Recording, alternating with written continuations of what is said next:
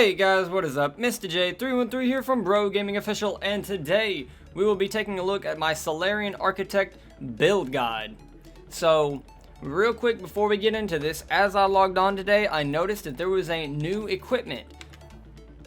Now you're probably looking at this like, what the fuck, you just lied to me. Well, that's because I just bought it a little preemptively before recording, so it was the engineering kit and it cost 70 mission funds, and it will increase your tech ability damage by 15%. So before we get into skills, we're going to go over real quick. I have the Salarian Architect at level 20. I have him 4. So I've gotten him 4 times out of card packs. So I have a few extra skill points to work with, but it's okay. You don't have to have them to make the build work, but it is definitely much better if you do have them. So I'll go over that in just a second, guys. So let's jump into weapons. On weapons, I will be using the Revenant and the M3 Predator X. Now, on the Predator, you don't have to run it. You can if you want. It's all personal preference. I personally like it because I like having the extra pistol. The negative 4% isn't that bad, so I can deal with it. And on equipment, engineering kit for sure. Definitely just go buy it, guys. It's only 70 mission funds. It's not expensive. It will help you out tremendously. I wasn't using it on the build, so you'll be able to definitely see a major increase when using it. If you don't want to run that, definitely run the Combatives upgrade. That is what I was running when I recorded all of my footage for gameplay. It really helped with the extra 10% AR and pistol damage. But the engineering kit, I would personally choose over Combatives upgrade. So on consumables, guys, I would definitely run cryo ammo. You can run any ammo you like, but I personally feel like cryo ammo is the best for this build.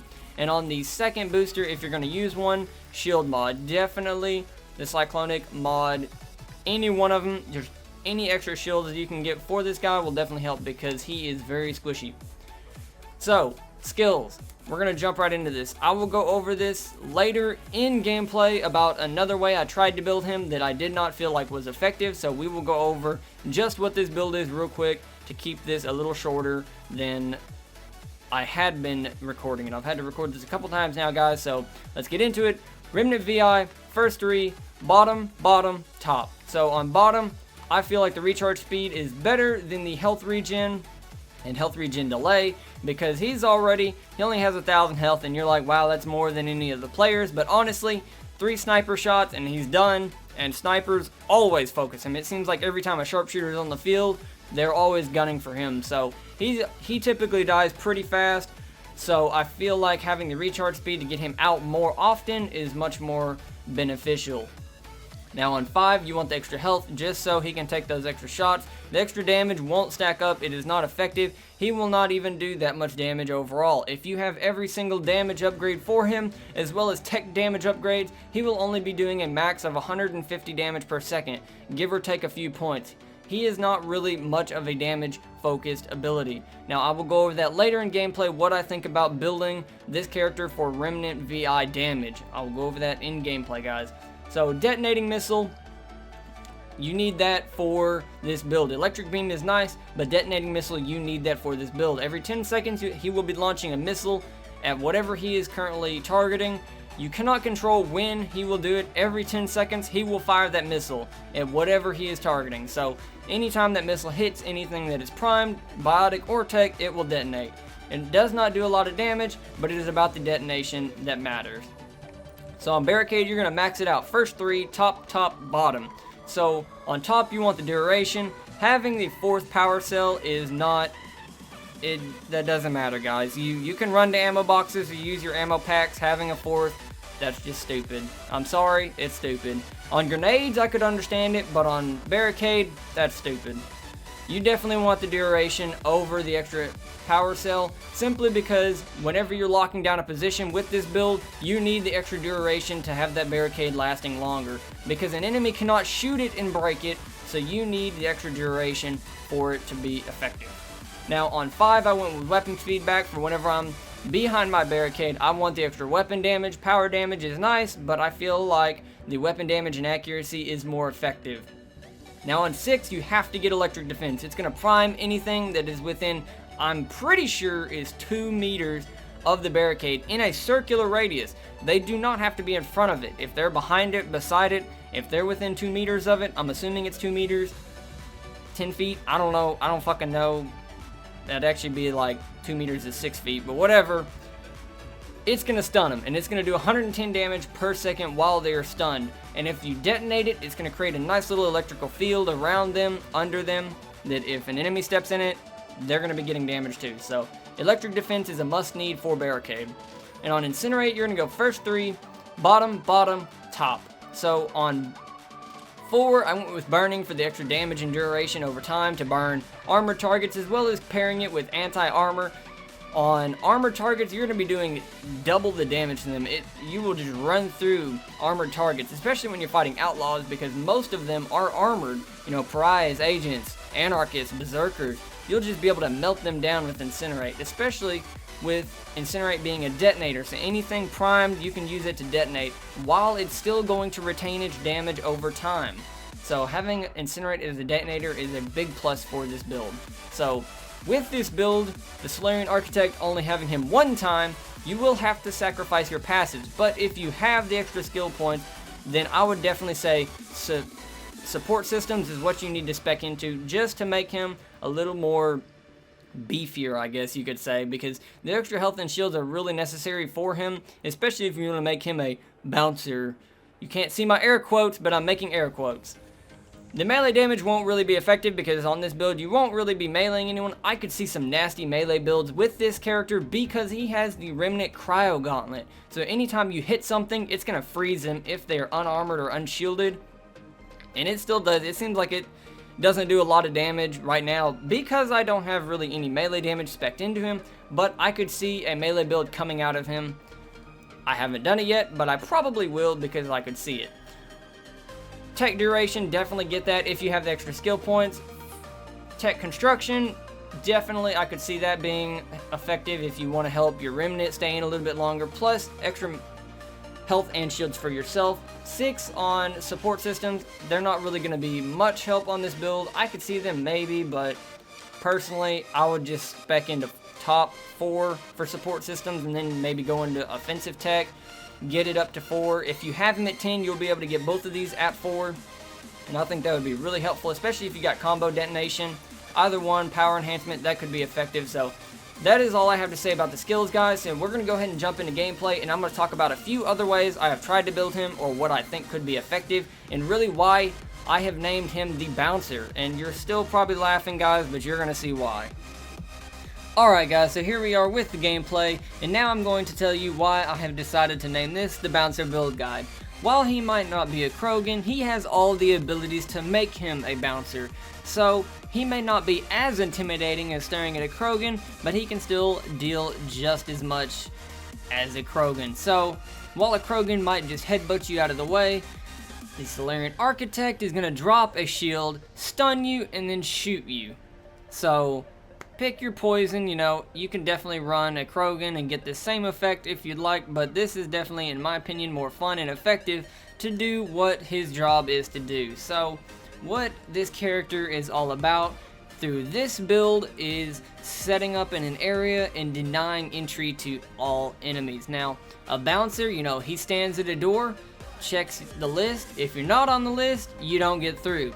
Well, for the Salarian Architect, no one's on the list, no one gets through. So you can do this in a couple different ways. You can set up in an open area like this and just deny enemy entry to any position to get closer to your teammates, while your team really just lays down the fire, as do you, and just taking out all the enemies in a certain area.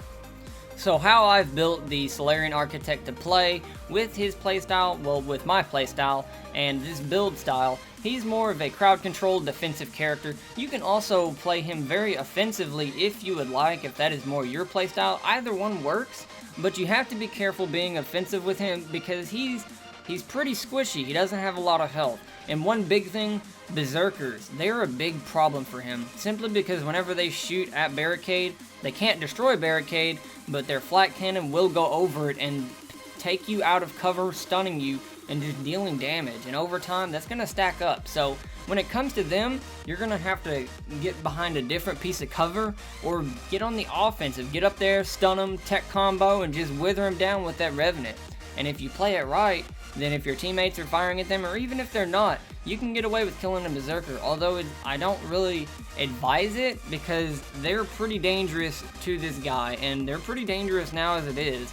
So another way you can do this, if you don't really care to be in the open like that, is you can set up shop in a back corner or watch your team's flank. Like in this room right here, you can rush in, set your barricade down in a doorway, and just deny entry in that area. So enemies will still come up to the barricade, but they won't be able to get through it. They won't go over it, and if you set it up in a doorway, it will cover the entire door and they can't go around it. So one or two things will happen, guys. The enemy will still run up to the doorway and just get shocked, allowing you to perform a combo, and then you can just shoot them and kill them, or they just won't even come up. They'll go the other way. So that will help your team in two different ways. In one way, you're watching their flank and really just overall protecting them from enemies coming up and becoming a nuisance behind them. And two, you're funneling the enemy into the path that they need all the enemies to be coming. So like on Firebase 0 right here, as you can see, none of the enemies can get through this doorway. My team is protected, no enemies can flank them, and that's going to push all the enemies down that center line where our sniper and all of our other damage can just focus right there. Now if they have someone else who is doing defense, such as someone with barricade or with a turret, then they can set that up and really just watch the small stairway, and then all they have to worry about is that center tunnel, that tunnel area. That is all they'll have to worry about, and really it makes everything go so much smoother, guys. So that is what essentially this character is all about. Now real quick, like I said, I was going to talk about this, the Remnant VI, building damage for it. So like I said when we were going over the skills, guys, if you spec all straight Remnant VI damage, all tech construct damage and health, honestly, in my opinion, from the first time I did it, now I haven't done it as a level 20, and I'm probably going to go back and do it because I want to give it a second chance. But honestly, guys, I was really disappointed when I tried, because like I said, it'll only stack up to roughly 150, 160 damage per second. Now you're like, wow, that can be a lot, but that beam only lasts for a few seconds at most, and then he has to wait for it to recharge, and then he does it again. And the Detonating Missile only does 90 damage, so really he doesn't do that much damage. And if you let him loose to go attack, say, a Raider or a Chosen or any smaller enemy like that, it's going to take him quite a while to solo that enemy and just to kill it. And then whenever you stack him up against someone like a Berserker, he's not going to kill a Berserker. The Remnant VI will not kill a Berserker if they're shooting back and forth. That Berserker will kill it, because 1,000 health, even though that's more than most characters you can play as, it's still not enough to take on a Berserker. He just does not do the damage to out DPS a Berserker. So it's kind of a letdown ability. You know, whenever I saw this character, I had such high expectations, but then I realized that this is Mass Effect Andromeda, and a lot of things have been dumbed down from Mass Effect 3. Combos don't do the same, so he's not what I would have hoped he could have been, but he's still effective at doing what I'm doing with him, so he can still lock down areas and be very effective at it. He's not going to be that character to jump out, be super aggressive, and deal lots of damage, but he does his job. He is a defensive support character. Another thing is, you may have watched my gameplay video of him when he was a level 12 on gold. I ran a sniper gameplay video. It was effective, but it wouldn't be effective for this build. You should not run a sniper on this build, because this build you will be closer to enemies, so using a sniper won't be as effective. That's why I have chosen to use an AR and a pistol. Now while you could get away with using something like the Indra, you could try it, but I don't recommend it. But if you do try it, let me know down in the comments how that worked for you. So, as you can see, he's a great character at doing what I've built him for, but when I first saw him, he was kind of a letdown. And I know that other people who I've seen in-game with him, I'll get in-game chat with him and talk to him, and that's what they've kind of said too. They kind of felt like he was a letdown. He was rushed. His abilities are really a weird, odd pair. I mean, Incinerate, they could have done so many different things. Honestly, I would have preferred Invasion with him. I think if they gave him Invasion, he would have been a million times better that wouldn't have worked with this build, obviously, but I would have built him so much differently.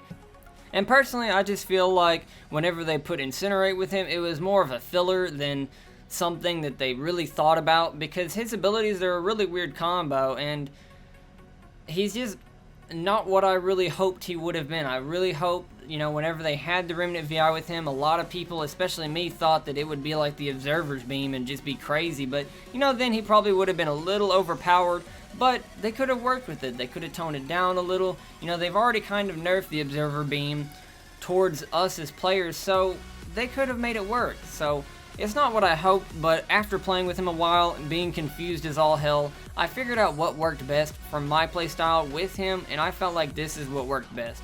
So I will definitely try and do a all damage Remnant VI build and not really worry about Barricade or Incinerate, and just see if I can make that work. But guys, I'm not going to promise anything, because I don't see it happening.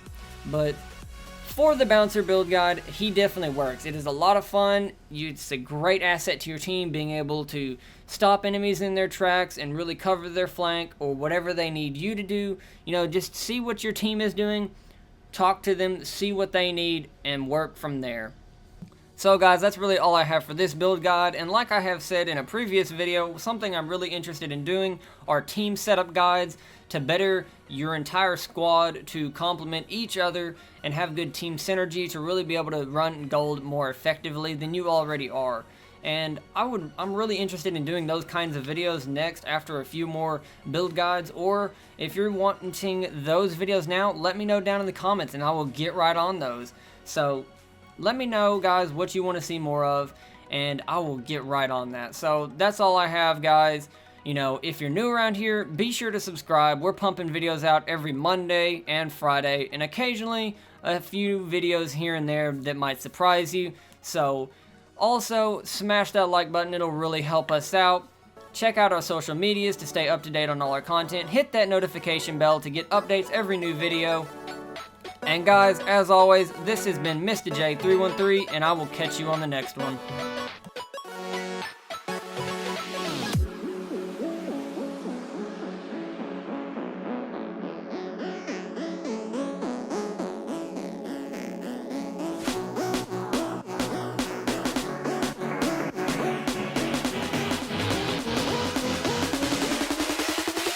Peace.